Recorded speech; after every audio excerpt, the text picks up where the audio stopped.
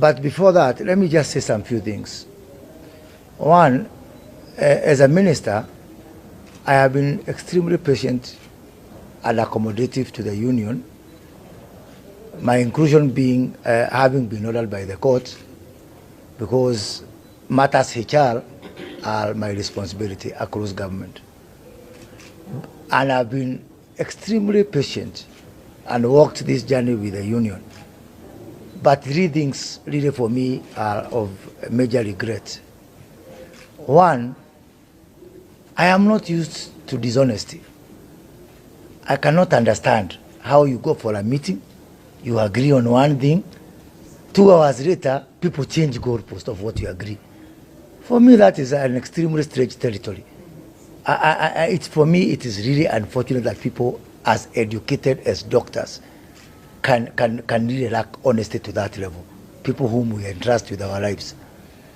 My second regret is all of you, media, and the country have been saying again and again that government needs to respect court orders. And now, I was expecting the public, and especially you in the media, to equally hold the doctors to the same threshold of responsibility that you hold us. How can court orders be flouted, that the strike is suspended, not once, not twice, 3 times? But if it was government, that could have been a different story. I did not find equal voices from the media and from the public, from civil society, that keeps asking government, why are you not respecting court orders? Why are you not holding these people if we want to have a country that is ruled by the rule of law? My third regret is I have been around several cabinet ministers for health. I was around Mailu, I was around Macharia, I was around Mutahi Kagwe, and in those regimes, there were industrial actions. But for those ministers, matters were restricted to the issues at hand. But for my sister here, it is the first time I've seen a lot of personalization of the issues. Is it because she's a woman? And if we want to, because I've seen a lot of, disproportionate treatment between this particular cabinet secretary and the previous cabinet secretaries. And again, even the women folk of this country are not speaking about it. And for me, that's unfortunate. Anyway, I digress. I want to say as follows. One, we know, and last week we were in the wage bill conference, and I did state there, 1 million of us, 1 million people, public servants, consuming over 50% of our tax revenues. And we said that it's not me or you or the President of the Republic of Kenya. There's something wrong. There's something terribly wrong when 1 million people take half of our tax revenues, and then the 53 million people take another one. And we have committed as a government to nothing but honesty and to say the truth, no matter how unpalatable.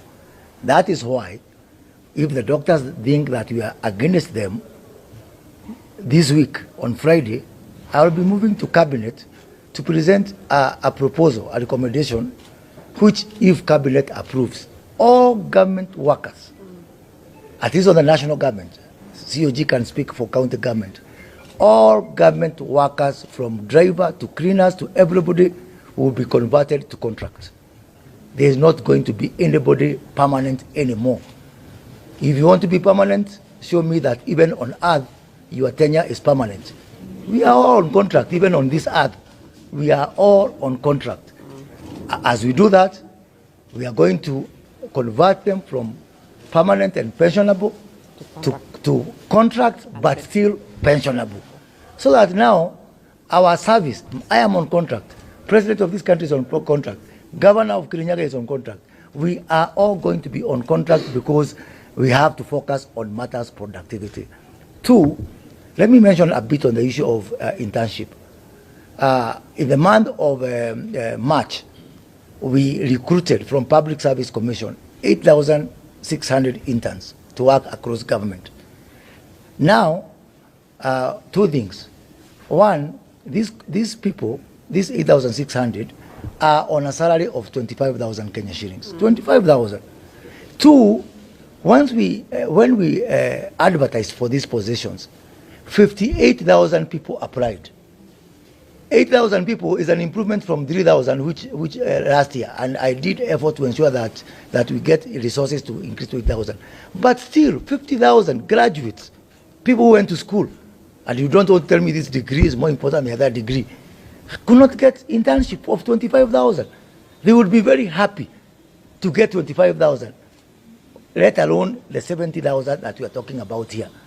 I know I'm saying this matter is in court, our hands are tied, but again, I am going to have public participation on this issue of an internship policy that cuts across board for everyone. Finally, let me say that this circus is over. You saw here. You are here with us 3 days. We come here, 47 governors with Bendera. We are here, 14% of the cabinet is here, by the way. 14% of the cabinet sitting here. Not 1 day, 2 days, 3 days. The amount of humiliation that you've been taken through by the union is just unimaginable. It's on another level. So this is the end of the circus. Employers are here. 47 governors would go and do what they do best. KNH is here. KUTRH is here. MTRH is here. Those are the employers. And we are saying that because we have been entrusted with the lives of Kenyans, as a responsible government, we cannot discuss in perpetuity. So we will do whatever it takes to plug in the gaps, and we want to tell the public that all good things must have a sacrifice. And as I finish, as a Minister for Public Service, I'm in charge of payroll. And I want to say that the union, I cannot continue working for free for a union which is not respecting court orders. So I've instructed my payroll people not to remit the dues for this particular union, because I'll be abetting crime, and I'll be abetting disrespect for court orders. Enough is enough. Thank you.